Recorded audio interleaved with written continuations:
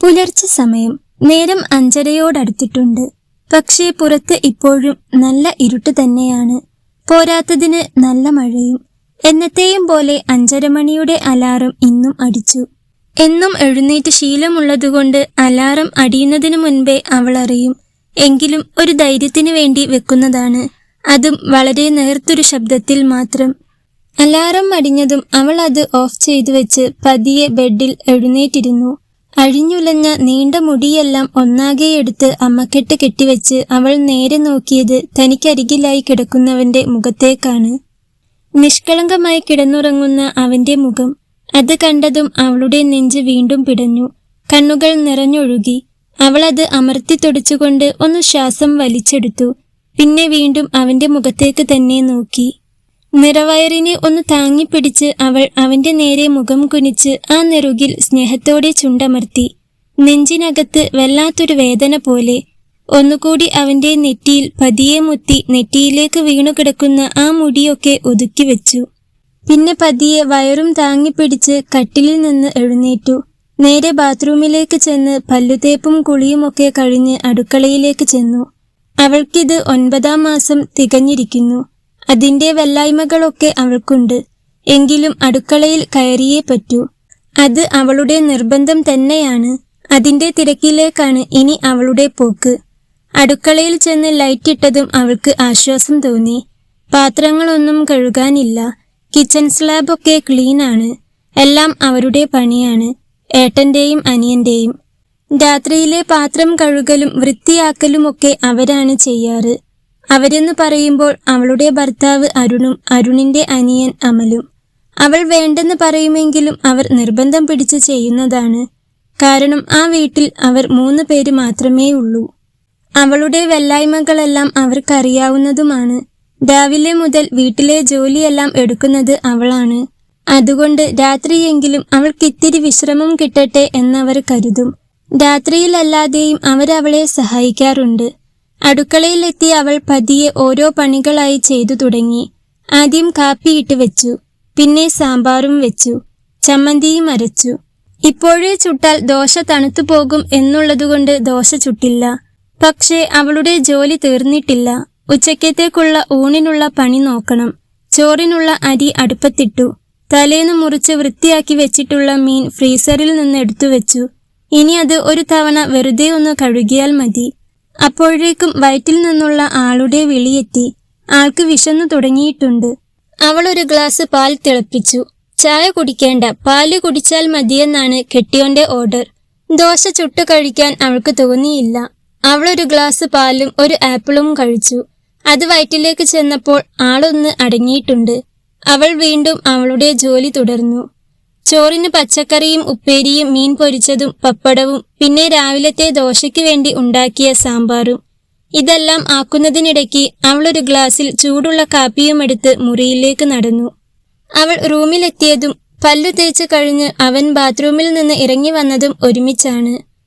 കാപ്പി പറഞ്ഞുകൊണ്ട് അവൾ അവന്റെ നേരെ ആ കാപ്പിയുടെ ഗ്ലാസ് നീട്ടി. അവനത് കയ്യിൽ വാങ്ങിയതും അവനെ ഒന്ന് നോക്കുക പോലും ചെയ്യാതെ അവൾ മുറിയിൽ നിന്നും പുറത്തേക്ക് നടന്നിരുന്നു. അവൾ മുറിയിൽ നിന്നും ഇറങ്ങിപ്പോകുന്നത് നോക്കി നിന്ന അവന്റെ നെഞ്ചൊന്ന് പിടഞ്ഞു. ഒരു നെടുവീർപ്പ് അവനിൽ നിന്നും അടർന്നു വീണു. അവൾ നേരെ ചെന്നത് അടുക്കളയിലേക്കാണ്. അടുക്കളയിൽ ചെന്ന് വേറൊരു ഗ്ലാസ്സിൽ കാപ്പിയുമെടുത്ത് അമലിന്റെ മുറിയിലേക്ക് നടന്നു. വാതിലിന്റെ ഹാൻഡിലിൽ പിടിച്ചതും അത് തുറന്നു വന്നു. അവൾ മുറിയിലേക്ക് വരുമ്പോൾ ബെഡിൽ പുതച്ചു മൂടിക്കിടക്കുന്ന അമലിനെയാണ് കണ്ടത്. അവനെ കണ്ടതും അവളുടെ ഉള്ളിൽ വല്ലാത്തൊരു വാത്സല്യം നിറഞ്ഞു. ഒരമ്മയ്ക്ക് മകനോട് തോന്നുന്നത് പോലെ. അവളൊരു ചിരിയോടെ അവനടുത്തേക്ക് നടന്നു. അപ്പൂ, എഴുന്നേറ്റേ, നേരം പോയി. ഒന്നാകെ മൂടി പുതച്ച് കിടക്കുന്ന അവന്റെ തലയിൽ നിന്നും ബെഡ്ഷീറ്റ് നീക്കിക്കൊണ്ട് അവൾ പറഞ്ഞു. ഏട്ടത്തി, കുറച്ചു നേരം കൂടി. അവനൊന്ന് ചിണുങ്ങിക്കൊണ്ട് പറഞ്ഞു. അവൻ പറയുന്നത് കേട്ട് അവൾ വാത്സല്യം നിറഞ്ഞൊരു ചിരിയോടെ അവനെ നോക്കി. അധികം കിടക്കല്ലേ അപ്പു, ദേ കാപ്പി തണുത്തു പോകും. നല്ല മോനല്ലേ, എഴുന്നേറ്റേ. അവൾ അവന്റെ മുടിയിലൂടെയൊന്ന് വിരലോടിച്ചുകൊണ്ട് പറഞ്ഞു. വീണ്ടും ചുരുണ്ടുകൂടി കിടക്കാൻ പോയ അമൽ പെട്ടെന്ന് കണ്ണു തുറന്നു. ഏട്ടത്തി എന്തിനാ നേരത്തെ എഴുന്നേറ്റ് ഒറ്റയ്ക്ക് ഇതൊക്കെ ചെയ്യാൻ പോയത്? എന്നെ വിളിച്ചാൽ പോരായിരുന്നോ? അവൻ എഴുന്നേറ്റിരുന്ന് അവളോട് ചോദിച്ചു. അതിനവളൊന്ന് വെറുതെ ചിരിച്ചതേയുള്ളൂ. വേണമെങ്കിൽ കുറച്ചു നേരം കൂടി കിടന്നോ, എന്നുവെച്ച് അധികം കിടന്നു കളയരുത്. മഴ ആയതുകൊണ്ട് നല്ല തണുപ്പുണ്ട്, അതുകൊണ്ട് പാവം തോന്നി അവൾ പറഞ്ഞു. ഏയ് ഇല്ല, ഇനി കിടന്നാൽ ശരിയാവില്ല.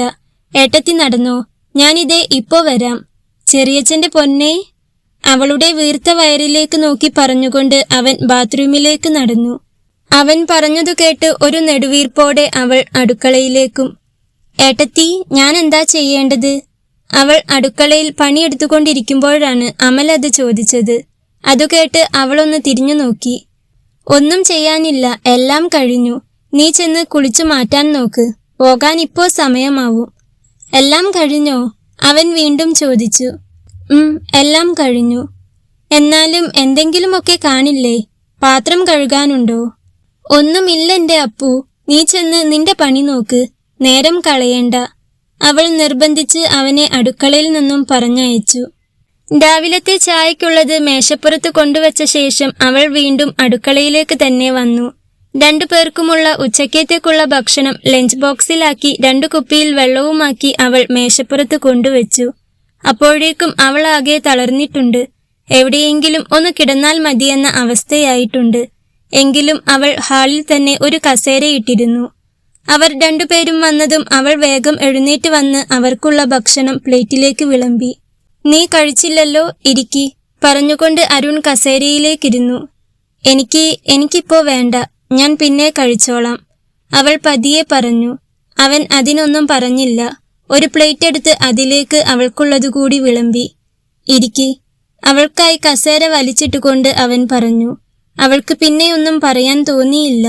അപ്പുവിനെ നോക്കിയപ്പോൾ സ്വർഗത്തിലെ കട്ടുറുമ്പ് ആവാൻ ഞാനില്ല എന്ന ഭാവത്തോടെ അവൻ ഈ ലോകത്തൊന്നും അല്ലാത്തതുപോലെയാണ് ഇരിപ്പ്.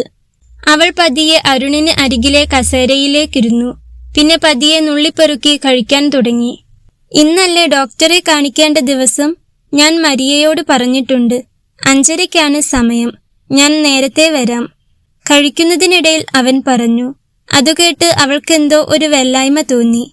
അത് ഏട്ടൻ ബുദ്ധിമുട്ടി നേരത്തെ വരണ്ട, ഞാൻ തന്നെ പോയി വന്നോളാം, അവൾ പതിയെ പറഞ്ഞു. അതുകേട്ട് കഴിച്ചുകൊണ്ടിരുന്ന അവൻ അവളെയൊന്ന് നോക്കി. കഴിക്കുന്നില്ല, തലയും കുനിച്ച് വെറുതെ പാത്രത്തിൽ വിരലിട്ട് ഇളക്കിയിരിക്കുകയാണ്.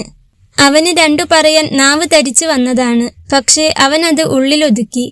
5 മണിയാകുമ്പോൾ ഞാൻ വരും. വേണ്ടതൊക്കെ എടുത്ത് റെഡിയായി നിന്നോണം, ഒന്നും മറന്നു പോകരുത്.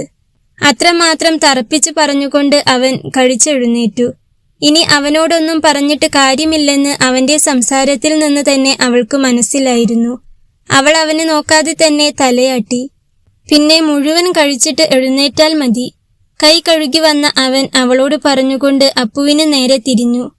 അപ്പു, നീ ഇപ്പോ ഇറങ്ങുന്നുണ്ടേൽ വാ, ഞാൻ ആക്കിത്തരാം. അരുൺ പറഞ്ഞതും ഞാനും ഉണ്ടെന്ന് പറഞ്ഞ് അപ്പു ബാക്കിയുള്ളതുകൂടി വേഗം കഴിച്ച് എഴുന്നേറ്റു.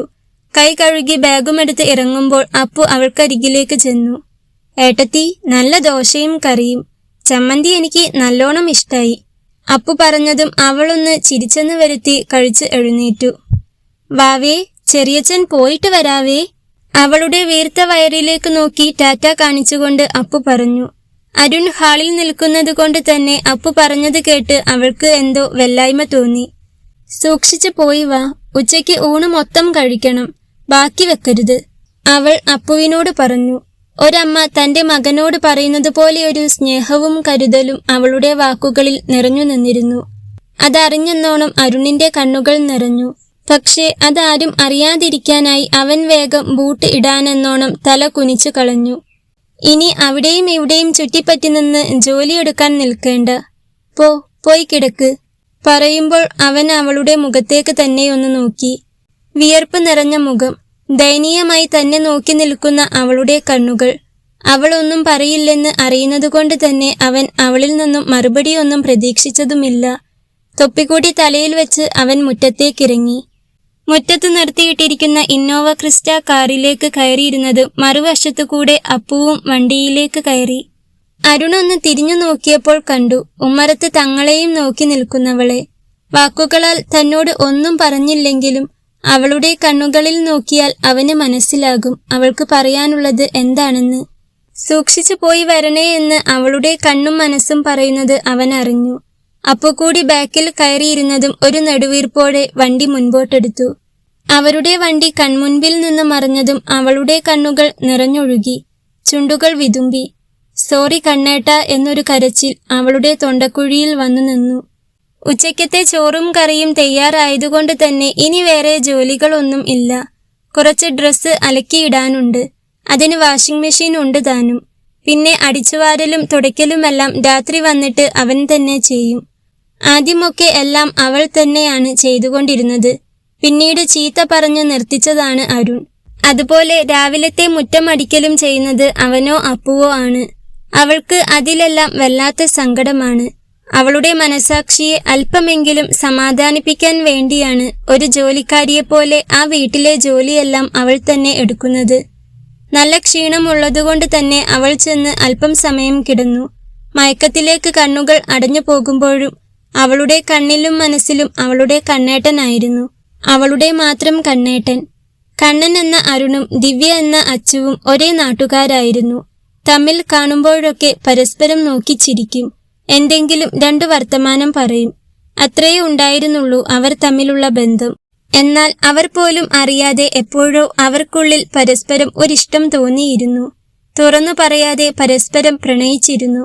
ഒരാൾ അറിയാതെ മറ്റൊരാൾ നോക്കി നിൽക്കുമായിരുന്നു. ആ സംസാരവും മുഖത്തെ ഭാവങ്ങളും കൊതിയോടെ ആസ്വദിക്കുമായിരുന്നു.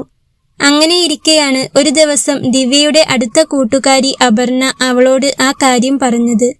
അപർണയ്ക്ക് അരുണിനെ ഇഷ്ടമാണെന്ന്. അരുണും ഇടയ്ക്ക് തന്നെ നോക്കുന്നില്ലേ എന്നൊരു സംശയം ഇല്ലേ എന്ന്. താൻ തന്റെ ഇഷ്ടം അരുണിനോട് പറയാൻ പോവുകയാണെന്നും അവനില്ലാതെ തനിക്ക് ഇനി പറ്റില്ലെന്നുമൊക്കെ അപർണ പറയുമ്പോൾ അച്ചുവിന്റെ ഉള്ളം പൊള്ളിപ്പിടഞ്ഞിരുന്നു. അത് നിന്നെയല്ല എന്നെയാണ് നോക്കുന്നതെന്നൊക്കെ പറയണമെന്ന് അവൾക്ക് തോന്നിപ്പോയി. പക്ഷേ എന്തോ ഒന്ന് അവളെ അതിൽ നിന്നും തടഞ്ഞു. അവൾ അവളെക്കുറിച്ചൊന്ന് ഓർത്തു നോക്കി. അവനോട് ഇഷ്ടമാണെന്ന് പറയാനോ അവനെ സ്നേഹിക്കാനോ അവന്റെ സ്നേഹം തിരിച്ചു കിട്ടാനോ ഉള്ള യോഗ്യതയൊന്നും തനിക്ക് ഇല്ലെന്ന് അവൾക്ക് തോന്നി. അമ്മയും അച്ഛനും കൂടപ്പിറപ്പും ഇല്ലാത്ത അച്ഛന്റെ സഹോദരന്റെ വീട്ടിൽ അവരുടെ വഴക്കും ദ്രോഹവും സഹിച്ച് ഒരു അധികപ്പറ്റ് പോലെ കഴിയുന്ന തനിക്ക് ആ നാട്ടിലെ തന്നെ ഏറ്റവും അറിയപ്പെടുന്ന പണക്കാരന്റെ മോനെ സ്നേഹിക്കാനോ ചെന്ന് തന്റെ ഇഷ്ടം പറയാനോ ഉള്ള യാതൊരു യോഗ്യതയുമില്ല. അങ്ങനെയൊരു ചിന്ത അതിശക്തമായി തന്നെ അവളുടെ ഉള്ളിൽ വേരുറപ്പിച്ചു പോയതുകൊണ്ടാകണം അവൾ അവളുടെ ഇഷ്ടത്തെ ഉള്ളിലൊതുക്കിയത്. തന്നെപ്പോലെ തന്നെയല്ലേ അപർണയും അവനെ സ്നേഹിക്കുന്നത്? അപ്പോൾ അവനെ കിട്ടില്ലെന്ന് അറിയുമ്പോൾ അവൾക്കും ഇതുപോലെ വേദനിക്കില്ലേ? ഒരു യോഗ്യതയുമില്ലാത്ത, കൂടെ നിൽക്കാൻ സ്നേഹമുള്ള ഒരു മനുഷ്യൻ പോലുമില്ലാത്ത തന്നേക്കാളും അവനെ സ്നേഹിക്കാൻ യോഗ്യത അപർണയ്ക്ക് തന്നെയാണെന്ന് അവൾ കരുതി. അതുകൊണ്ട് തന്നെയാകണം തന്റെ ഇഷ്ടത്തെ ഉള്ളിലൊതുക്കി അവൾ ഒന്നും അറിയാത്തതുപോലെ അപർണയുടെ ഇഷ്ടത്തിന് കൂട്ടുനിന്നത്. ആ സമയത്താണ് +2 കഴിഞ്ഞു നിൽക്കുന്ന അവളെ 2 മാസത്തെ അവധിക്ക് അവളുടെ അമ്മ വീട്ടിലേക്ക് പറഞ്ഞയച്ചത്. ഒരു കണക്കിന് അതെന്തുകൊണ്ടും നന്നായെന്ന് അവൾക്ക് തന്നെ തോന്നി. അപർണ അവനോട് ഇഷ്ടം പറയുന്നതും അവൻ തിരിച്ച് സമ്മതമാണെന്ന് പറയുന്നതും ഒന്നും താൻ കാണേണ്ടി വരില്ലല്ലോ. അതൊന്നും കണ്ടു നിൽക്കാനുള്ള ശക്തി തനിക്ക് ഇല്ലെന്ന് അവൾക്ക് നന്നായി അറിയാമായിരുന്നു. അല്ല, പക്ഷേ കണ്ണേട്ടൻ അതിന് സമ്മതം പറയൂ? കണ്ണേട്ടന് തന്നെയല്ലേ ഇഷ്ടം? കണ്ണേട്ടൻ തന്നെയല്ലേ നോക്കാറുള്ളത്? അവൾ ചിന്തിക്കും. എന്നാൽ ആ സമയം തന്നെ അവളുടെ മനസ്സ് അവൾക്ക് അതിനുള്ള ഉത്തരവും ഇങ്ങനെ കൊടുക്കും. പക്ഷേ അപർണയ്ക്ക് എന്താ ഒരു കുറവ്? കണ്ണേട്ടനെ പോലെ തന്നെ പണവുമുണ്ട്, വീട്ടുകാരുമുണ്ട്, കാണാനും കൊള്ളാം. എന്നാൽ താനോ? ആരുമില്ല, ഒന്നുമില്ല, ആർക്കും വേണ്ടാത്തൊരു പാഴ് ജന്മം. എന്നെയും അവളെയും നോക്കുമ്പോൾ കണ്ണേട്ടൻ അവളെ മാത്രമേ സ്നേഹിക്കൂ, അവളോട് മാത്രമേ ഇഷ്ടം പറയൂ. എന്നോട് ഒരിത്തിരിയെങ്കിലും ഇഷ്ടമുണ്ടെങ്കിൽ ഇതിനിടയിൽ എപ്പോഴെങ്കിലും പറയുമായിരുന്നല്ലോ. ആർക്കും വേണ്ടാതെ ആരുമില്ലാതെ താൻ കഷ്ടപ്പെടുന്നത് അറിഞ്ഞിട്ടും ഇതുവരെ പറഞ്ഞില്ലല്ലോ. അപ്പോ അതിനർത്ഥം കണ്ണേട്ടന് തന്നെ ഇഷ്ടമല്ല എന്നല്ലേ? ആണ്, കണ്ണേട്ടന് തന്നെ ഇഷ്ടമല്ല. എല്ലാം തന്റെ വെറും തോന്നലായിരുന്നു. അമ്മ വീട്ടിലും അവൾക്ക് വലിയ സുഖവും സന്തോഷവും ഒന്നും കിട്ടിയില്ല. പെൺകുട്ടി ആയതുകൊണ്ട് തന്നെ അവളുടെ ചിലവും കാര്യങ്ങളുമൊക്കെ തലയിലായി അവൾ തങ്ങൾക്കൊരു ബാധ്യതയാകുമോ എന്നായിരുന്നു അവിടെയുള്ളവരുടെയും പേടി. ഇതിനിടയിൽ അവളും അപർണയും തമ്മിൽ ഫോണിൽ സംസാരിക്കും. വിളിക്കുമ്പോഴൊക്കെയും അവനെക്കുറിച്ചായിരുന്നു അപർണയ്ക്ക് പറയാനുണ്ടായിരുന്നത്. അവനെക്കുറിച്ച് ഓർക്കുമ്പോഴൊക്കെയും അവളുടെ ഹൃദയം വീണ്ടും മുറിപ്പെടും, വല്ലാതെ വേദനിക്കും. എന്തിനാണ് താൻ കണ്ണേട്ടനെ ഇങ്ങനെ സ്നേഹിക്കുന്നതെന്ന് അവൾ പലപ്പോഴും അവളോട് തന്നെ ചോദിച്ചു നോക്കി. പക്ഷേ അതിന് അവൾക്ക് വ്യക്തമായൊരു ഉത്തരം മാത്രം കിട്ടിയില്ല. തനിക്ക് സ്നേഹിക്കാനും തന്നെ സ്നേഹിക്കാനും ആരുമില്ലാത്ത അവൾക്ക് അവനായിരുന്നു എല്ലാം. ആരും അറിയാതെ, എന്തിനാണെന്ന് പോലും അറിയാതെ ഉള്ളിന്റെ ഉള്ളിൽ അവനായൊരിടം അവൾ കൊടുത്തു. അവിടെ വെച്ച് അവൾ അവനെ സ്നേഹിച്ചുകൊണ്ടിരുന്നു. ഒരു തരത്തിൽ പറഞ്ഞാൽ ആ സ്നേഹമായിരുന്നു അവളെ ഈ ജീവിതത്തിൽ പിടിച്ചു നിർത്തിയതുപോലും. ഒരു ദിവസം അപർണ വിളിച്ചപ്പോൾ പറഞ്ഞു അവൾ അരുണിനോട് ഇഷ്ടമാണെന്ന് പറഞ്ഞെന്നും തിരിച്ച് അവനും അവളോട് ഇഷ്ടമാണെന്ന് സമ്മതിച്ചെന്നും. അന്നത് കേട്ടപ്പോൾ അവളുടെ ഹൃദയം പോലും നിന്നുപോയതുപോലെ അവൾക്ക് തോന്നി. എല്ലാ പ്രതീക്ഷകളും അവസാനിച്ചതുപോലെ. താൻ ഇത്രയും കാലം സ്നേഹിച്ച് മനസ്സിൽ കൊണ്ടു നടന്നവൻ ഇന്ന് വേറൊരു പെണ്ണിനോട് ഇഷ്ടം പറഞ്ഞിരിക്കുന്നു, മനസ്സ് കൊടുത്തിരിക്കുന്നു. അവൻ ഇനി അവളുടേതാണ്. തന്റെ ഏറ്റവും അടുത്ത കൂട്ടുകാരിയാണെങ്കിലും അപർണ ആഗ്രഹിച്ചതുപോലെ തന്നെ അവനെ അപർണയ്ക്ക് കിട്ടിയെങ്കിലും വല്ലാത്തൊരു വേദന അച്ചുവിനെ വന്നു പൊതിഞ്ഞു. പറഞ്ഞറിയിക്കാൻ പറ്റാത്തതുപോലെയൊരു വേദന. എങ്കിലും അവൾ അത് പുറത്തു കാണിച്ചില്ല. പിന്നീട് അപർണ വിളിക്കുമ്പോഴൊക്കെയും അവൾ അരുണിനെ കുറിച്ച് ദിവ്യയോട് പറയും. അവർ അവിടെ പോയി ഇവിടെ പോയി എന്നെല്ലാം. ദിവ്യയ്ക്ക് അതെല്ലാം സത്യമാണെന്ന് വിശ്വസിക്കാൻ ആദ്യം ഒരു ബുദ്ധിമുട്ട് തോന്നിയിരുന്നു. എന്നാൽ പിന്നീട് അവൾ സത്യത്തെ ഉൾക്കൊള്ളാൻ തുടങ്ങി. ഇതിനിടയിൽ അപർണ ദിവ്യയെ വിളിക്കുന്നത് കുറഞ്ഞു. ദിവ്യയ്ക്കും അപർണയെ തിരിച്ചു വിളിക്കാൻ തോന്നിയില്ല. അല്ലെങ്കിൽ തന്നെ അമ്മ വീട്ടിൽ പലവിധ പ്രശ്നങ്ങളാണ്. അതിനിടയിൽ ഒരു ആശ്വാസത്തിനു വേണ്ടിയാകും അപർണയെ വിളിക്കുന്നത്. അപ്പോൾ അവൾ പറയുന്നത് മുഴുവൻ അരുണിനെ കുറിച്ചാകും. അത് ദിവ്യയെ വീണ്ടും വേദനിപ്പിക്കും. അത് അറിയുന്നതുകൊണ്ട് തന്നെ ദിവ്യയും മനഃപൂർവ്വം അപർണയെ വിളിക്കുന്നത് നിർത്തി. എവിടെയായിരുന്നാലും രണ്ടുപേരും സന്തോഷത്തോടെ ആയിരിക്കട്ടെ എന്ന് കരുതി അവൾ അരുണിനെ മനഃപൂർവ്വം മറന്നുകളയാൻ ശ്രമിച്ചു. ദിവസങ്ങൾ വീണ്ടും കടന്നുപോയി. അത് മാസങ്ങളായി, വർഷങ്ങളായി. +2 കഴിഞ്ഞ് അവളുടെ അമ്മ വീട്ടുകാർ പിന്നെ അവളെ പഠിക്കാൻ വിട്ടില്ല. അച്ഛന്റെ വീട്ടുകാർ അവളെ തിരിച്ചു വിളിച്ചതുമില്ല. അവളെ അവരെന്താ തിരിച്ചു വിളിക്കാത്തത് എന്നും പറഞ്ഞ് അവളുടെ അമ്മായിമാർ അമ്മാവന്മാർക്ക് ഒരു സ്വൈര്യവും കൊടുക്കാതെയായി. ഒടുവിൽ അവളുടെ അച്ഛന്റെ സഹോദരനെ വിളിച്ചപ്പോൾ ഇത്ര കാലം ഇവിടെ നിന്നില്ലേ, ഇനി കുറച്ച് അവിടെ നിൽക്കട്ടെ എന്ന് മറുപടിയും എത്തി. അമ്മയുടെയും അച്ഛന്റെയും മാതാപിതാക്കൾ ആരും ജീവിച്ചിരിപ്പില്ലാത്തതുകൊണ്ട് അവരുടെ ആ ഒരു സപ്പോർട്ടും അവൾക്കുണ്ടായിരുന്നില്ല. എത്രയും പെട്ടെന്ന് ഒരു ജോലി കണ്ടുപിടിച്ച് സ്വന്തം കാര്യം നോക്കി ആർക്കും ഒരു ശല്യമാകാതെ എവിടെയെങ്കിലും പോയി ജീവിക്കണമെന്ന ആഗ്രഹമേ അവൾക്കിപ്പോൾ ഉണ്ടായിരുന്നുള്ളൂ. +2 ശേഷം പിന്നീട് പഠിക്കാനൊന്നും നിൽക്കാതെ അവിടെ അടുത്തുള്ളൊരു ടെക്സ്റ്റൈൽസിൽ ജോലിക്ക് പോകാൻ തുടങ്ങിയതിൽ പിന്നെയാണ് അമ്മായിമാർ കുറച്ചൊന്ന് അടങ്ങിയത്. 4 വർഷങ്ങൾക്ക് ശേഷമുള്ളൊരു രാത്രി. സമയം ഏകദേശം 8 മണിയായിട്ടുണ്ട്. രാവിലെ 9:30 മുതൽ രാത്രി 8 മണി വരെയാണ് അവളുടെ ജോലി സമയം. രാത്രി ജോലി കഴിഞ്ഞ് വീട്ടിലേക്ക് വരികയായിരുന്നു അവൾ. ബസ്സിറങ്ങി കുറച്ചു ദൂരം നടക്കാനുണ്ട് അവൾക്ക്. എന്നും ഓട്ടോ വിളിച്ച് പോകാനുള്ള പൈസ കയ്യിൽ ഇല്ലാത്തതുകൊണ്ടാണ് നടന്നു പോകുന്നത്. സ്ട്രീറ്റ് ലൈറ്റ് ഉണ്ട്. പിന്നെ ഇടയ്ക്ക് ആളുകൾ അങ്ങോട്ടും ഇങ്ങോട്ടുമൊക്കെ പോവുകയും ചെയ്യും. ഒത്തിരി വീടുകളുള്ള സ്ഥലമാണ്. അതുകൊണ്ട് ആ ധൈര്യത്തിലാണ് അവൾ രാത്രി നടന്നു പോകുന്നത്. ഇപ്പോൾ 4 വർഷമായതുകൊണ്ട് തന്നെ അവൾക്കിത് ശീലമായിരിക്കുന്നു. അങ്ങനെ നടന്നു പോകുമ്പോഴാണ് പെട്ടെന്നൊരു കാർ മുൻപിൽ വന്നു നിന്നത്. അവൾ ഞെട്ടി നോക്കുമ്പോഴേക്കും അതിൽ നിന്നും ഒരാൾ ഇറങ്ങി അവളെ പിടിച്ച് കാറിലേക്ക് കയറ്റിയിരുന്നു. ആർത്തു കരയാൻ ശ്രമിച്ച അവളുടെ അയാൾ പൊത്തിപ്പിടിച്ചു. ആ വണ്ടിയിലെ 2 പേരെയും അവൾ പേടിയോടെ നോക്കി കൈകാലിട്ടടിച്ചു. പക്ഷെ യാതൊരു കാര്യവും ഉണ്ടായിരുന്നില്ല. ചുറ്റും കാട് നിറഞ്ഞു കിടക്കുന്നൊരു റോഡിലൂടെയാണ് കാർ ഇപ്പോൾ ഓടിക്കൊണ്ടിരിക്കുന്നതെന്ന് അവൾക്ക് മനസ്സിലായി. അവളുടെ പേടി കൂടി. അവളുടെ കണ്ണുകൾ നിറഞ്ഞൊഴുകി. ആർത്തു കരയാൻ അവൾ ശ്രമിച്ചെങ്കിലും പൊത്തിപ്പിടിച്ചതുകൊണ്ട് തന്നെ അതിനവൾക്ക് സാധിച്ചില്ല. അവൾ അതിശക്തമായി തന്നെ കുതറി. എന്നാൽ അപ്പോഴേക്കും അവളെ പിടിച്ചു വെച്ചിരുന്നവൻ വല്ലാത്തൊരു ഭാവത്തോടെ അവളുടെ കഴുത്തിലേക്ക് മുഖം അമർത്തിയിരുന്നു.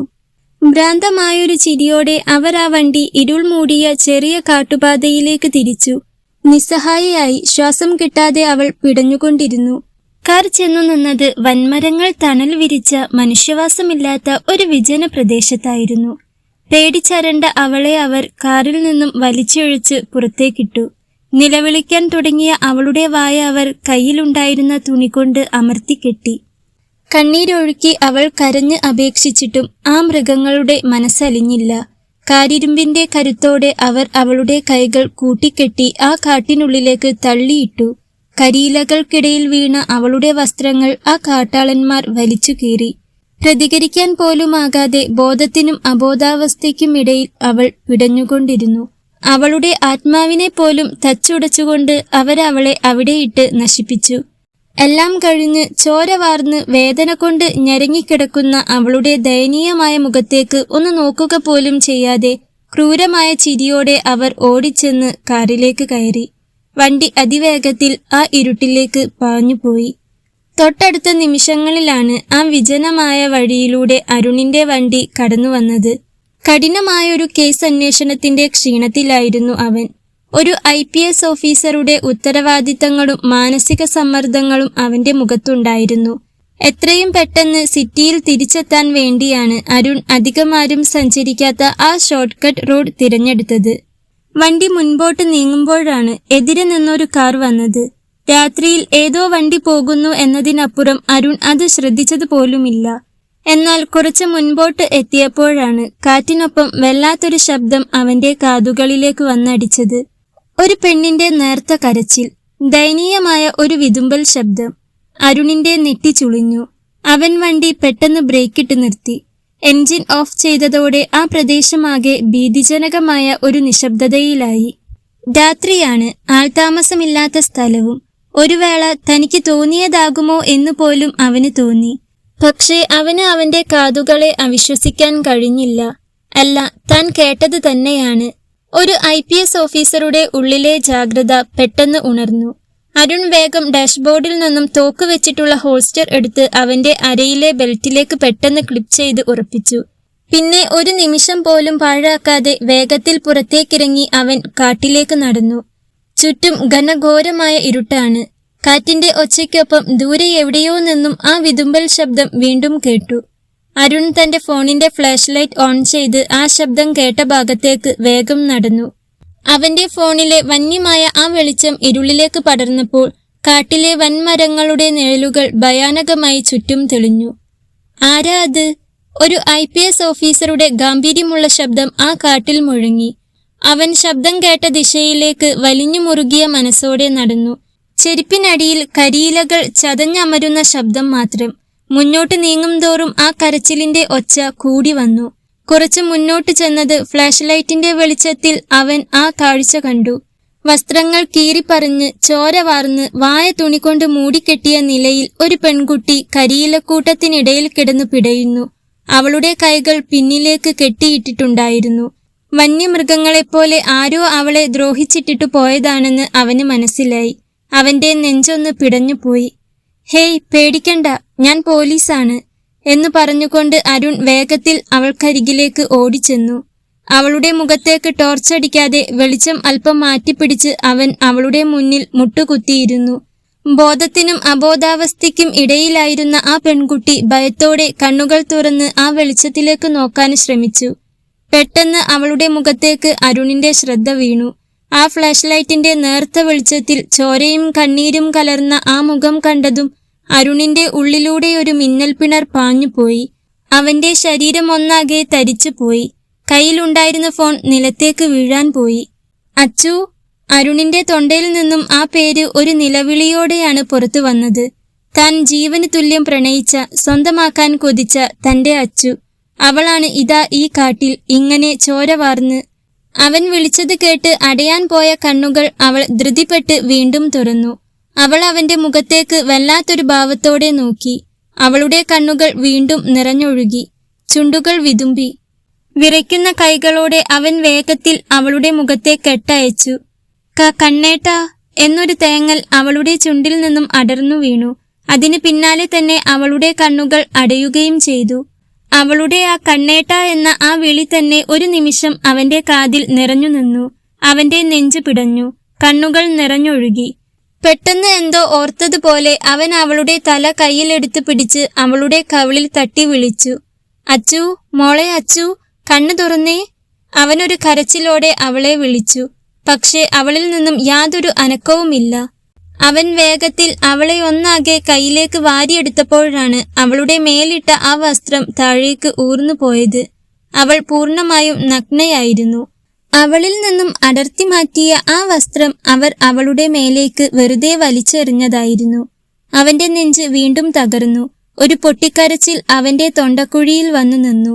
കൂട്ടിക്കെട്ടിയ അവളുടെ കയ്യിലെ കെട്ടഴിക്കുമ്പോൾ അവന്റെ കണ്ണിൽ നിന്നും കണ്ണുനീർ ഇറ്റു വീഴുന്നുണ്ടായിരുന്നു. നിലത്തു വീണ വസ്ത്രത്തിൽ അവളെ വാരിക്കൂട്ടി പിടിച്ചുകൊണ്ട് അവൻ അവന്റെ വണ്ടിക്കരികിലേക്ക് പാഞ്ഞു. കാറിന്റെ ബാക്ക് ഡോർ തുറന്ന് അവൻ അവളെ അതിലേക്ക് കിടത്തി. അവൻ എന്തു ചെയ്യണമെന്ന് അറിയുന്നുണ്ടായിരുന്നില്ല. ആശുപത്രിയിൽ ഇങ്ങനെയൊരു അവസ്ഥയിൽ കൊണ്ടുപോയാൽ ശരിയാവില്ല. നാളെ മറ്റൊരു കണ്ണിൽ ഇവളെ ആരെങ്കിലും നോക്കുന്നത് അവന് ചിന്തിക്കാൻ പോലും ആകുന്നതായിരുന്നില്ല. പക്ഷെ അവളെ രക്ഷിക്കണം, എന്തു ചെയ്തിട്ടാണെങ്കിലും അവളെ രക്ഷിക്കണം, അതുമാത്രമായിരുന്നു അപ്പോൾ അവന്റെ ചിന്ത. പെട്ടെന്നാണ് അവന് അവന്റെ സുഹൃത്ത് മരിയയുടെ കാര്യം ഓർമ്മ വന്നത്. അവൾ അവന്റെ കൂടെ +2 പഠിച്ചതാണ്. ഇപ്പോൾ ഡോക്ടറാണ്. ഇവിടെ അടുത്താണ് അവളുടെ വീട്. ഇവിടേക്ക് പോസ്റ്റിംഗ് കിട്ടി വന്നപ്പോഴാണ് അവൾ ഇവിടെയുണ്ടെന്ന് അറിയുന്നത്. അവൻ വേഗം അവളെ ഫോൺ വിളിച്ചു. ഉറങ്ങാൻ കിടന്നിട്ടുണ്ടായിരുന്നു അവൾ. പെട്ടെന്നാണ് ഫോൺ റിംഗ് ചെയ്തത്. ആശുപത്രിയിൽ നിന്നാവും എന്നു കരുതി അവൾ വേഗം ഫോൺ എടുത്തു നോക്കി. എന്നാൽ അരുണാണെന്ന് കണ്ടതും അവളുടെ നെറ്റിയൊന്ന് ചുളിഞ്ഞു. അവൾ വേഗം കോളെടുത്ത് ഫോൺ കാതോട് ചേർത്തു. ഹലോ അരുൺ. അവൾ അങ്ങോട്ട് പറയുമ്പോഴേക്കും അവൻ ഇങ്ങോട്ട് പറയാൻ തുടങ്ങിയിരുന്നു. മരിയ, നീ ഇപ്പോ വീട്ടിലുണ്ടോ? അച്ചു, എന്റെ അച്ചു. അവൻ പറഞ്ഞു തുടങ്ങിയതേ അവളുടെ പുരികമൊന്ന് ചുരുങ്ങി. എന്താടാ അച്ചുവിനെ നീ കണ്ടോ? അവൾക്കെന്താ പറ്റിയത്? അവൻ കരയുകയാണെന്ന് തോന്നിയതും അവൾ വെപ്രാളത്തോടെ ചോദിച്ചു. നീ അവിടെ ഉണ്ടോ മരിയ? ഉണ്ടേൽ ഞാൻ അങ്ങോട്ട് വരാം. എനിക്കെന്റെ അച്ചുവിനെ തിരിച്ചു തരണം. അവൻ അതാണ് പറഞ്ഞത്. ഞാനിവിടെ വീട്ടിൽ തന്നെയുണ്ട്, നീ ഇങ്ങോട്ട് വാ. അവൾ പറഞ്ഞതും അവൻ പിന്നെയൊന്നും പറയാൻ നേരമില്ലാത്തതുപോലെ ശരിയെന്നും പറഞ്ഞ് ഫോൺ വെച്ചു. പിന്നെ ജീവൻ കയ്യിൽ പിടിച്ചെന്ന പോലെ ഒരു പറപ്പിക്കലായിരുന്നു മരിയയുടെ വീട്ടിലേക്ക്. അവൾക്ക് അച്ചുവിനെ അറിയാമായിരുന്നു. +2 പഠിക്കുന്ന കാലം മുതൽ അവൾ കേൾക്കുന്നതാണ് അവന്റെ അച്ചുവിനെ പറ്റി. അവളെന്നാൽ അവന് അത്രയും ജീവനാണെന്ന് അവൾക്കറിയാം. അന്വേഷിക്കാവുന്നിടത്തെല്ലാം അവൻ അവളെ അന്വേഷിച്ചിരുന്നു. അവളുടെ വീട്ടിൽ ചെന്നും അന്വേഷിച്ചിരുന്നു. പക്ഷേ അവളുടെ കല്യാണം കഴിഞ്ഞു പോയെന്നാണ് അവൻ അറിയാൻ പറ്റിയത്. അന്ന് എല്ലാ പ്രതീക്ഷകളും അവസാനിച്ചതുപോലെ അവൻ അത്രമേൽ തളർന്നു പോയിരുന്നു. ഒത്തിരി കരഞ്ഞിരുന്നു.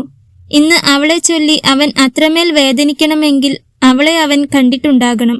അവൾക്കെന്തോ അപകടം പറ്റിയിട്ടുണ്ടാകണം. മരിയ എന്തോ ആലോചിച്ചുകൊണ്ട് നിൽക്കുമ്പോഴാണ് ആൽബിൻ അവൾക്ക് അരികിലേക്ക് വന്നത്. എന്നതാ കൊച്ചേ, എന്നാ നിന്റെ മുഖം വല്ലാതിരിക്കുന്നേ? ആൽബിൻ മരിയയുടെ ഭർത്താവാണ്. അവൻ അവൾക്കരികിൽ വന്നു നിന്നുകൊണ്ട് ചോദിച്ചു. ഇച്ചായ, അരുണാണ് വിളിച്ചത്. അവനിപ്പോ ഇങ്ങോട്ട് വരുന്നുണ്ടെന്ന്. ഞാൻ പറഞ്ഞിട്ടില്ലേ അച്ചുവിനെ പറ്റി? അവൻ ഇഷ്ടമുണ്ടായിരുന്ന കുട്ടി. ഇപ്പോഴും അവളെ ഓർത്താണ് അവനിങ്ങനെ നടക്കുന്നതെന്ന് അവൻ പറഞ്ഞതും ആൽബിൻ തലയാട്ടി. ആ, ഓർമ്മയുണ്ട്. അതിനിപ്പോ എന്നാ പറ്റി?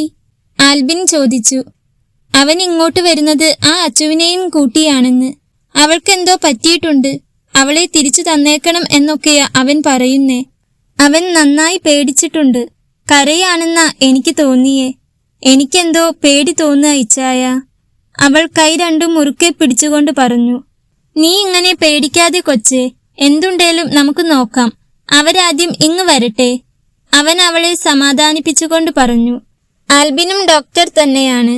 അവർ രണ്ടുപേരും ഒരു ഹോസ്പിറ്റലിൽ തന്നെയാണ് ജോലി ചെയ്യുന്നത്. അരമണിക്കൂർ കൊണ്ട് എത്തേണ്ട വീട്ടിൽ വെറും 1/4 മണിക്കൂർ കൊണ്ടാണ് അരുൺ എത്തിയത്. റോഡിൽ വണ്ടികളൊന്നും ഇല്ലാത്തതുകൊണ്ട് തന്നെ ഡ്രൈവ് ചെയ്യാനും ബുദ്ധിമുട്ടില്ലായിരുന്നു. വണ്ടി മുറ്റത്തേക്ക് കയറുമ്പോഴേ കണ്ടു ഉമ്മറത്ത് തങ്ങളെയും കാത്തു നിൽക്കുന്ന മരിയയെയും ആൽബിനെയും. വണ്ടി മുറ്റത്തേക്ക് ഇരച്ചു കയറി ബ്രേക്കിട്ടതും അരുൺ വേഗത്തിൽ കാറിന്റെ ഡോർ തുറന്ന് പുറത്തേക്കിറങ്ങി. അവന്റെ മുഖമാകെ വിയർത്തു കുളിച്ചിരുന്നു.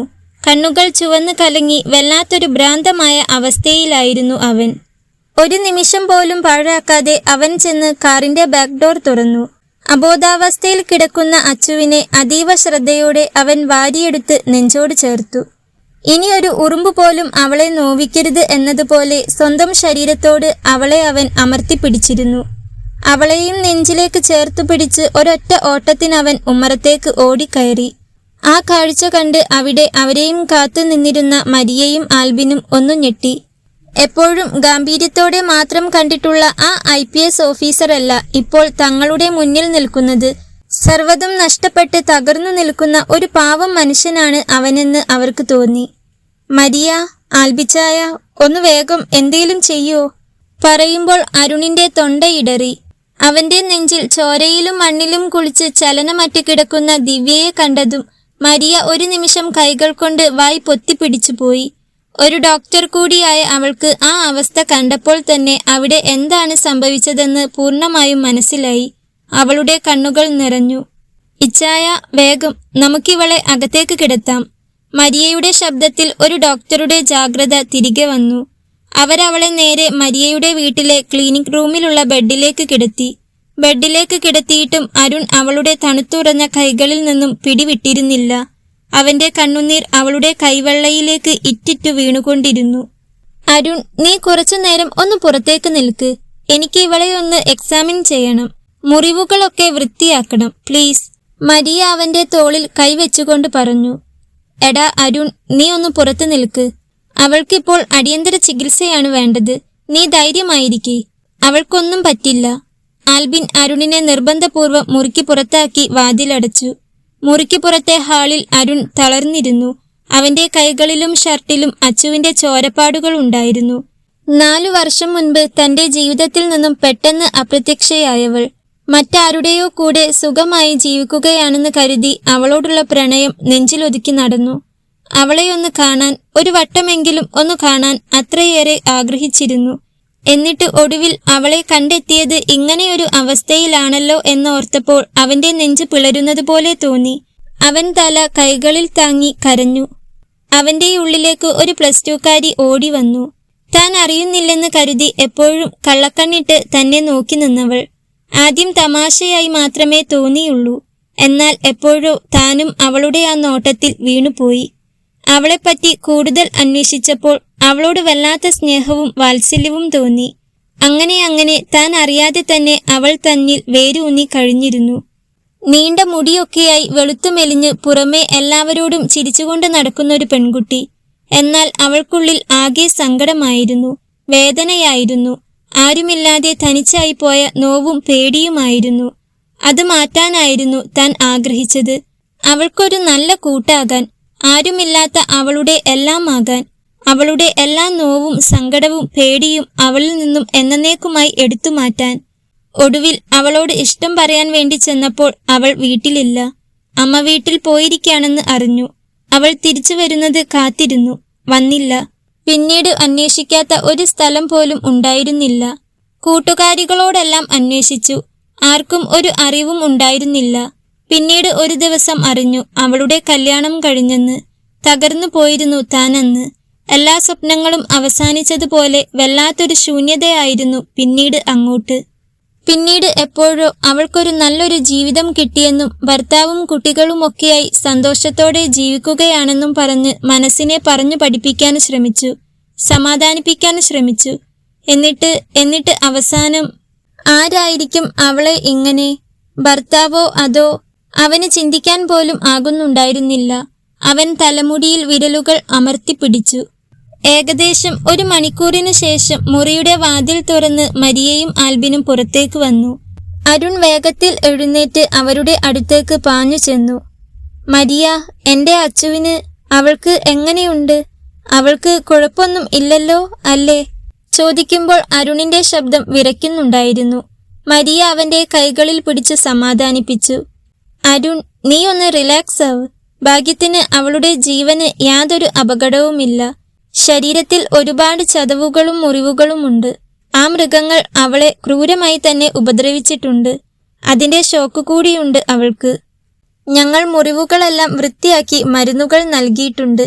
ബ്ലീഡിംഗ് നിൽക്കാനുള്ള ഇഞ്ചക്ഷനും കൊടുത്തിട്ടുണ്ട്. അവൾ ഇപ്പോൾ നല്ല മയക്കത്തിലാണ്. കുറച്ചു സമയം ഉറങ്ങിക്കോട്ടെ, അതാ നല്ലത്. മരിയ പറഞ്ഞത് കേട്ടപ്പോൾ മാത്രമാണ് അരുണിന് ശ്വാസം നേരെ വീണത്. എങ്കിലും ഉള്ളിൽ കിടക്കുന്ന ചോദ്യങ്ങൾ അവനെ അസ്വസ്ഥനാക്കിക്കൊണ്ടിരുന്നു.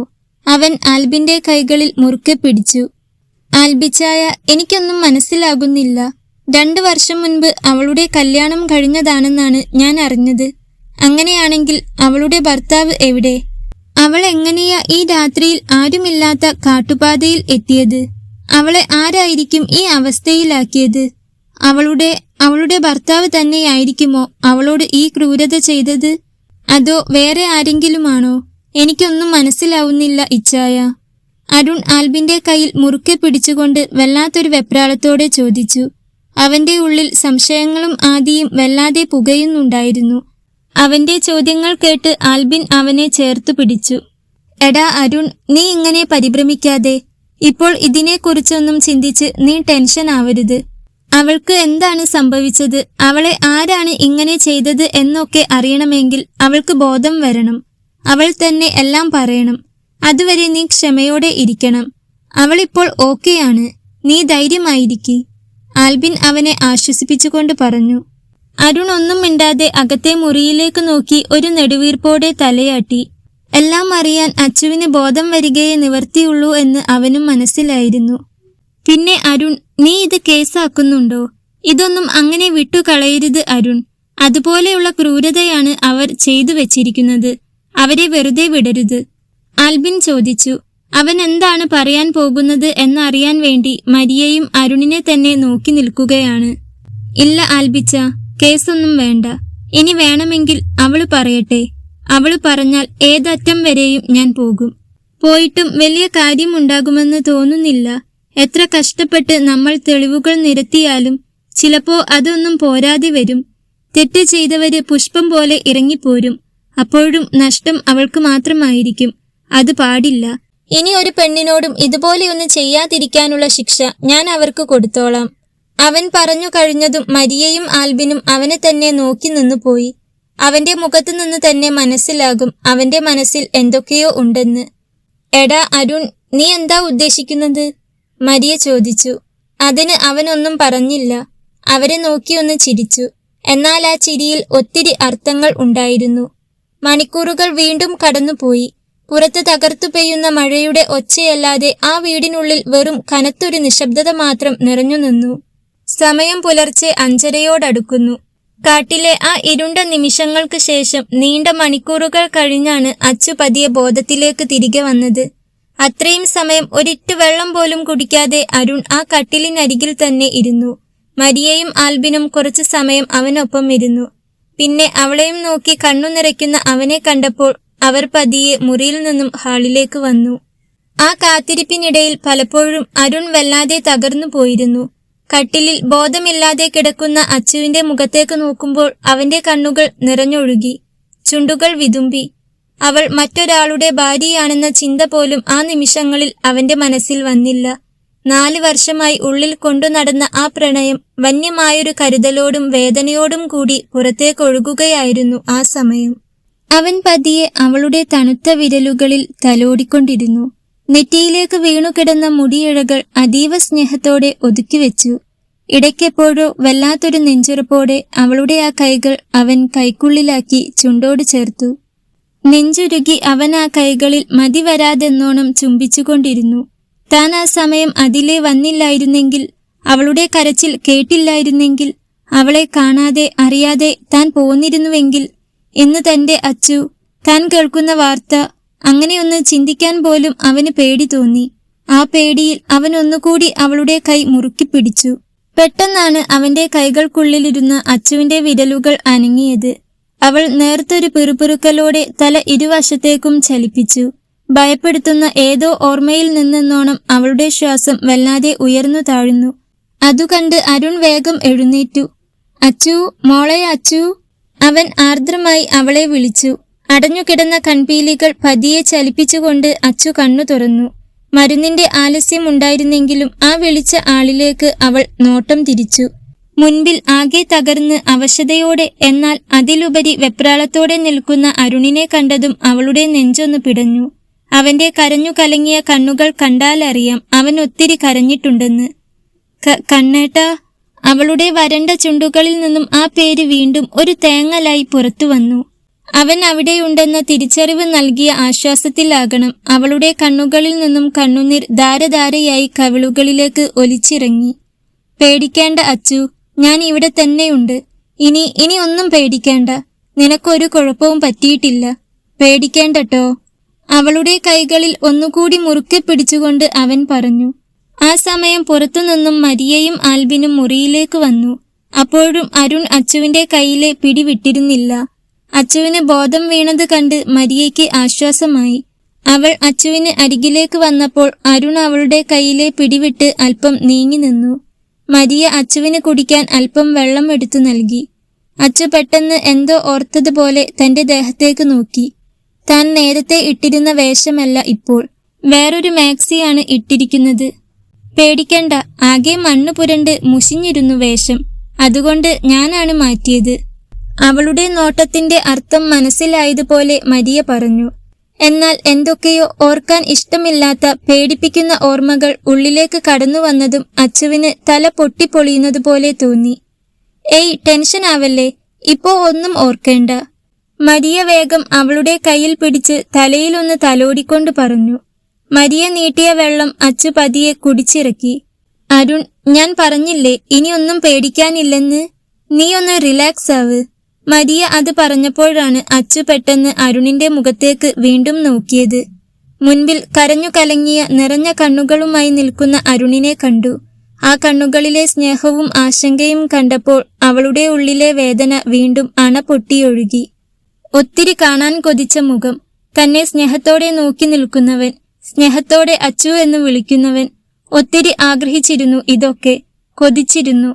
പക്ഷേ അത് ഇങ്ങനെയായിരുന്നില്ല. ഇതിപ്പോൾ സ്നേഹമല്ല, തന്നോട് തോന്നിയ സഹതാപം, അലിവ്. അവൾക്ക് ആലോചിക്കുമ്പോൾ തന്നെ ഹൃദയത്തിൽ 1000 കത്തി ഒരുമിച്ച് ആഴ്ന്നിറങ്ങുന്നത് പോലെ തോന്നി. വേണ്ടിയിരുന്നില്ല, തന്നെ ഇങ്ങനെ ഒരവസ്ഥയിൽ അവൻ കാണേണ്ടിയിരുന്നില്ല. ഇന്നലെ രാത്രി തന്നെ മരിച്ചു പോയാൽ മതിയായിരുന്നു എന്നുവരെ അവൾക്ക് തോന്നിപ്പോയി. ശരീരവും മനസ്സും ഒരുപോലെ വേദനിക്കുന്നു. പെട്ടെന്നാണ് അവൾ അപർണയെ ഓർത്തത്. ഇപ്പോഴും നെഞ്ചിലൊരു കനലായി കിടക്കുന്ന ആ ചോദ്യം ചോദിക്കാനെന്നോണം ആ വെല്ലായ്മയിലും അവൾ വേദനയോടെ അരുണിന്റെ മുഖത്തേക്ക് നോക്കി. അപർണയ്ക്ക് സുഖം തന്നെയല്ലേ കണ്ണേട്ടാ? എങ്ങനെയൊക്കെയോ അച്ചു പതിയെ അവനോട് ചോദിച്ചു. അതു കേട്ടതും അരുണിന്റെ പുരികമൊന്ന് ചുളിഞ്ഞു. അവൻ വല്ലാത്തൊരു അമ്പരപ്പോടെ അവളെ നോക്കി. ഏത് അപർണ? നീ എന്തൊക്കെയാ അച്ചു ഈ ചോദിക്കുന്നത്? അവനൊന്നും മനസ്സിലാകാതെ അവളോട് തിരിച്ചു ചോദിച്ചു. അരുണിന്റെ ആ ചോദ്യം കേട്ടതും അച്ചുവിന്റെ മുഖഭാവം മാറി. ആ വെല്ലായ്മയിലും അവൾ വിശ്വസിക്കാനാകാതെ അവന്റെ കണ്ണുകളിലേക്ക് തന്നെ നോക്കി. അപർണ, എന്റെ കൂട്ടുകാരി അപർണ. അപർണയും കണ്ണേട്ടനും തമ്മിൽ ഇഷ്ടത്തിലായിരുന്നില്ലേ? നിങ്ങൾ തമ്മിൽ അപ്പോൾ കല്യാണം കഴിച്ചില്ലേ? ചോദിക്കുമ്പോൾ അച്ചുവിന്റെ ശബ്ദം വല്ലാതെ ഇടറി. അപ്പോഴും അരുണിന് കാര്യങ്ങളൊന്നും തന്നെ മനസ്സിലാകുന്നുണ്ടായിരുന്നില്ല. അവൾ ഈ പറയുന്ന കാര്യങ്ങൾ കേട്ട് അവനാകെ ആശയക്കുഴപ്പത്തിലായി. എനിക്കൊന്നും മനസ്സിലാകുന്നില്ല അച്ചു. എന്താണെങ്കിലും നീ ഒന്ന് തെളിച്ചു പറ. ഞാനും അപർണയും തമ്മിൽ ഇഷ്ടത്തിലായിരുന്നെന്നോ? ആര് പറഞ്ഞു നിന്നോടിത്? അവൻ അവളുടെ കൈകളിൽ പിടിച്ച് ആവലാതിയോടെ ചോദിച്ചു.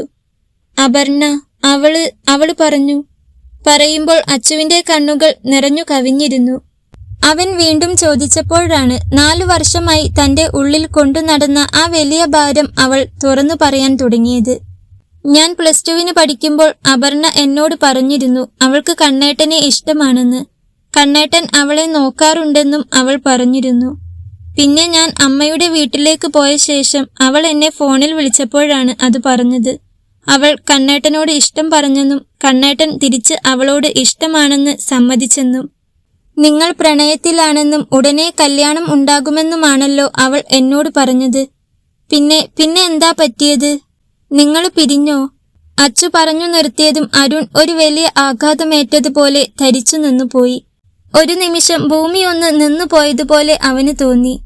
അപർണ അവളോട് പറഞ്ഞത് കടുത്തൊരു നുണയായിരുന്നു എന്ന തിരിച്ചറിവ് അവന്റെ നെഞ്ചിനെ പിടിച്ചുലച്ചു. അതിലുപരി അവൾ എന്തിന് ഇത് പറഞ്ഞു? അച്ചുവിന്റെ വാക്കുകൾ കേട്ടതും അരുണിന്റെ മനസ്സ് പെട്ടെന്ന് 4 വർഷം പുറകിലേക്ക് പോയി. അന്ന് ഒരു വൈകുന്നേരം കവലയിൽ ഇരിക്കുമ്പോഴാണ് അപർണ അതിലേ പോയത്. അല്ലെങ്കിൽ എപ്പോഴും അവളുടെ കൂടെ അച്ചുവിനെ കാണാമായിരുന്നു. ഇപ്പോൾ കുറച്ചായി അവളെ കണ്ടിട്ട്. അവളെക്കുറിച്ച് ചോദിക്കാനാണ് അപർണയ്ക്ക് അരികിലേക്ക് ചെന്നത്. അരികിൽ ചെന്ന് വിളിച്ചതും അവൾ തന്നെ നോക്കി ഒന്ന് ചിരിച്ചിരുന്നു. പക്ഷേ അന്ന് താൻ അത് ശ്രദ്ധിച്ചിട്ട് പോലും ഉണ്ടായിരുന്നില്ല. അച്ചുവിനെ കുറിച്ച് പറയാൻ പോകുമ്പോഴാണ് അവൾക്ക് തന്നെ ഇഷ്ടമാണെന്ന് പറഞ്ഞത്. എന്തോ വല്ലാത്തൊരു ഞെട്ടലായിരുന്നു അന്ന് തോന്നിയത്. എങ്കിലും ഒട്ടും ആലോചിക്കാതെ തന്നെ താൻ അതിനുള്ള മറുപടിയും അവൾക്ക് കൊടുത്തിരുന്നു. അപർണയെയല്ല, അവളുടെ ഏറ്റവും അടുത്ത കൂട്ടുകാരിയായ അച്ചുവിനെയാണ് താൻ ജീവന് തുല്യം സ്നേഹിക്കുന്നതെന്ന് താൻ അന്ന് ആ നിമിഷം തന്നെ തുറന്നു പറഞ്ഞിരുന്നു. അതുകേട്ട് ഉള്ളിലെ സങ്കടം ഒതുക്കി മുഖത്ത് വരുത്തി തീർത്ത ഒരു ചിരിയോടെ നടന്നുപോയ അപർണയുടെ ആ മുഖം ഇപ്പോൾ ഓർക്കുമ്പോൾ അവന് ഓർമ്മ വരുന്നുണ്ട്. പക്ഷെ അന്ന് അവൾ മുഖത്ത് വരുത്തി തീർത്ത ആ ചിരിയുടെ യഥാർത്ഥ അർത്ഥം ഇപ്പോഴാണ് അരുണിന് ശരിക്കും മനസ്സിലായത്. അവൾ എന്തിനാണ് അച്ചുവിനോട് ഇങ്ങനെയൊരു കള്ളം പറഞ്ഞതെന്ന് അവനിപ്പോൾ മനസ്സിലാകുന്നു.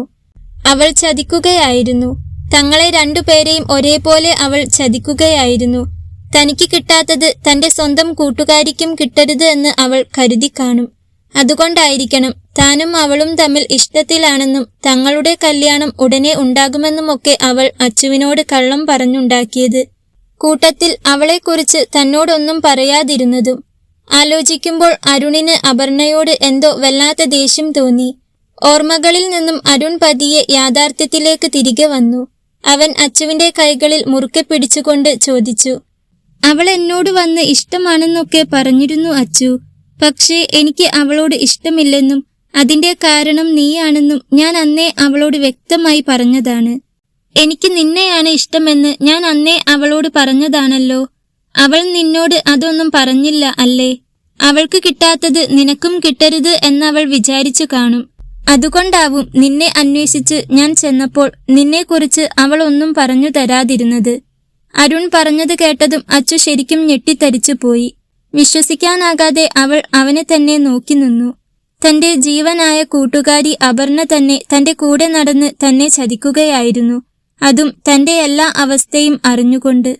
ആ സത്യം അവളെ വല്ലാതെ തളർത്തിക്കളഞ്ഞു.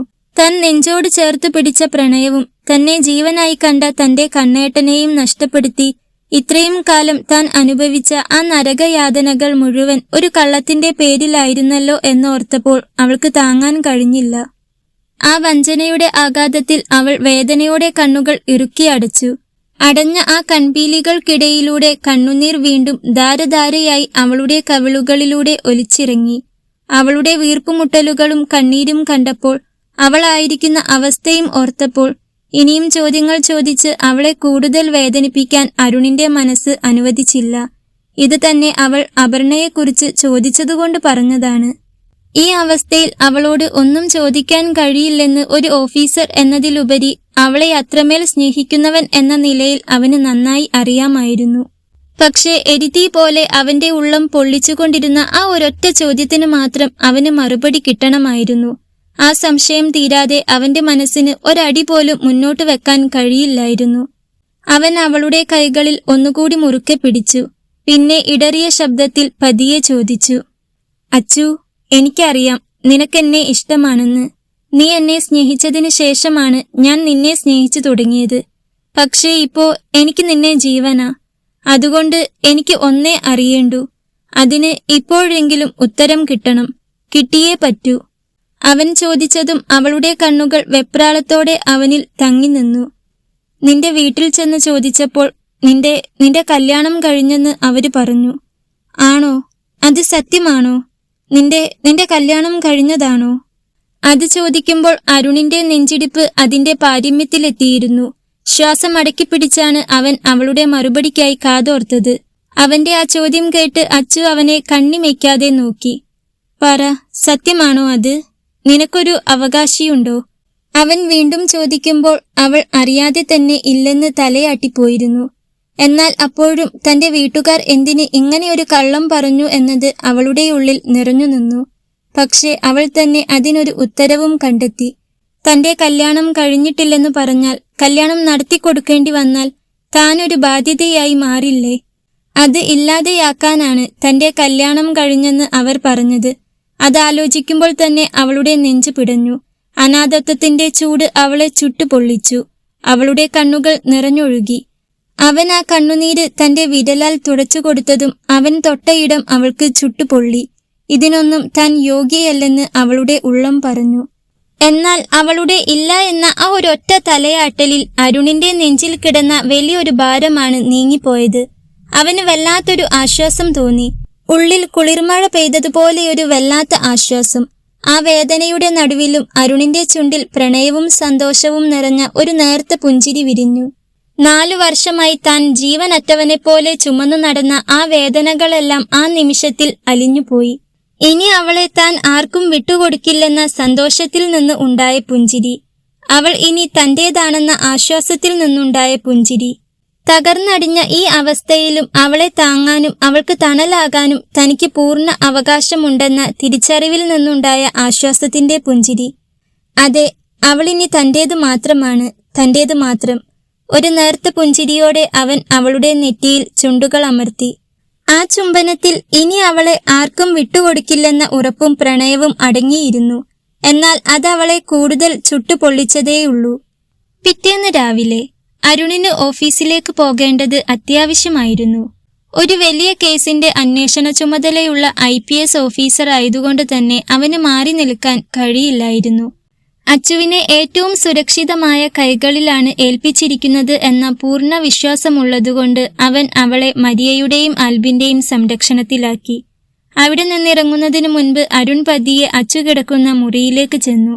അവൻ അരികിൽ വന്നു നിൽക്കുന്നത് അറിഞ്ഞിട്ടും അവൾ അവനോട് ഒന്നും സംസാരിച്ചില്ല.